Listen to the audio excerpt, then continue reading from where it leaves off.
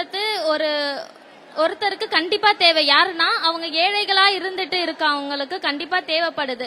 அதே சமயம் அது இலவசன்றது எல்லாருக்கும் வேண்டுமா அப்படின்னு கேட்டா அது வேண்டாம். ஏன்னா நிறைய பேருக்கு அவர்களுடைய முயற்சினால அவங்க வந்துட்டு தான் இருக்காங்க.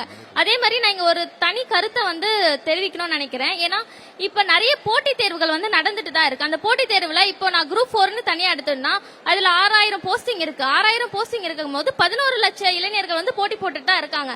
ஆனா இங்க ஒரு துப்புரவு பணிக்கு, அதாவது உயர்நீதிமன்ற வளாகத்துல இருந்து துப்புரவு பணிக்கும் ஒரு ரயில்வே போச்சு வேலைக்கும் ஒரு PhD படிக்கிறவங்களும் அப்ளை பண்ணிட்டு தான் இருக்காங்க. இதுல நிறைய பேர் அப்ளை பண்ணாலும் அவங்களுடைய கருத்து எப்படி தேர்வு அடையறாங்கன்னா ஒரு பிரிவுகள் மூலியமா தேர்வுகள் அடையறாங்க. அதாவது SC MBC அவங்களுக்கு தனியா நடக்கணும், இவங்களுக்கு அந்த மாதிரி போகாம ஒரு திறமைய ஒரு முன்னெடுப்பா எடுத்துட்டு திறமைக்கான அவங்களுக்கு அங்கீகாரம் கிடைக்கணும்னு நான் நினைக்கிறேன். அந்த மாதிரி ஒவ்வொருவரும் நிறைய பேர் அவங்களுடைய தனித்திறமையை காட்டிட்டு தான் இருக்காங்க. அந்த மாதிரி அவங்களுடைய தனிப்பட்ட திறமையால இந்த தேர்வுகள்லாம் நடக்கணும் அப்படின்னு நினைக்கிறேன். எந்த ஒரு பிரிவும் இல்லாம எந்த ஒரு இன்ஃபுளுன்ஸ் மூலியமா நிறைய பேர் ஒரு கவர்மெண்ட் ஜாப்க்கு போயிட்டு தான் இருக்காங்க. அந்த இன்ஃபுளுன்ஸ் எல்லாம் இல்லாம அவங்களுடைய திறமைக்கான அங்கீகாரம் கிடைக்கணும்னு நான் நினைக்கிறேன். அவங்க பக்கத்துல இன்னொரு தங்கச்சி பேசணும்னு ஆசைப்படுறாங்க. இங்க ஒருத்தவங்க சொன்னாங்க 1000 ரூபாங்கிறதே ஒருத்தவங்களுக்கு பெரிய விஷயம் அப்படின்னு சொன்னாங்க. கண்டிப்பா அது பெரிய விஷயம் தான். எந்த இடத்துல அப்படின்னு பார்த்தோம்னா நமக்கு அந்த இன்ஃப்ராஸ்ட்ரக்சரை இது பண்ணி தரலாமே. இருக்கக்கூடிய இன்ஃப்ராஸ்ட்ரக்சர், குட் எஜுகேஷன், நல்ல மருத்துவமனை இது கொடுத்தாலே அவங்களுக்கு அந்த 1000 ரூபாங்கிறது தேவையா இருக்காது. என்னோட வாழ்வாதாரத்தை முன்னேற்றுங்க, எனக்கு அந்த 1000 ரூபாய் தேவையில்லை.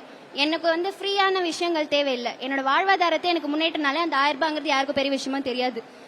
இப்ப உங்களோட இன்ஃப்ராஸ்ட்ரக்சர் எல்லாம் இது பண்றது ஓகேங்க. அந்த 1000 ரூபாய் யாருக்கு தேவையா இருக்கும்னா ரொம்ப ஏழப்பட்ட குடும்பங்களுக்கு அந்த மாசத்துக்கு ஒரு மளிகை சாமான் வாங்கணும், அடுத்த மாசம் உங்க கரண்ட் பில் கட்டணும் அப்படின்னா அந்த 1000 ரூபாய் அவங்களுக்கு ரொம்ப முக்கியமான ஒரு விஷயமா இருக்கும் இல்லையா? கண்டிப்பா. ஆமா, கண்டிப்பாவே இப்போ இருக்கிறதுக்கு. பட் இன்னும் ஸ்டெப் பை ஸ்டெப்பா வாழ்வாதாரத்தை முன்னேற்றத்துக்கு என்னென்ன விஷயங்கள் செய்யணுமோ அது செஞ்சா நல்லா இருக்கும்னு கேட்கும்.